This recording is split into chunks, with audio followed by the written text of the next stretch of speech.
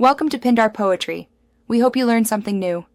You start by preparing the controller and the device. Charge the DualSense enough so it won't drop during pairing, and temporarily power off the PS5 to stop automatic reconnection. Once ready, press and hold the PS button and the Create button together for about 5 seconds. The light bar will flash, rapidly indicating Bluetooth pairing mode.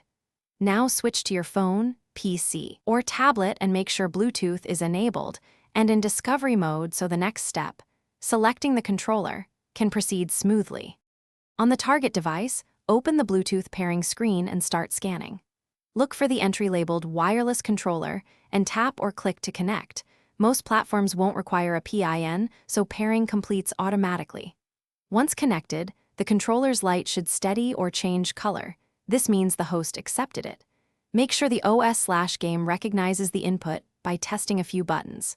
If an app requests permission to use the controller, approve it so input events are delivered correctly to games or emulators.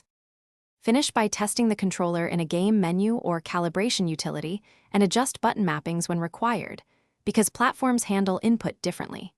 If you need improved performance or compatibility, update DualSense firmware using a PS5 or official utility. Firmware fixes many quirks. If pairing fails, use the tiny reset button on the back near L2. Press with a pin for 5 to 10 seconds to clear faults. Then re-enter pairing mode and reconnect. This reset resolves most stubborn connection issues quickly. Thanks for watching. Consider subscribing if we helped you.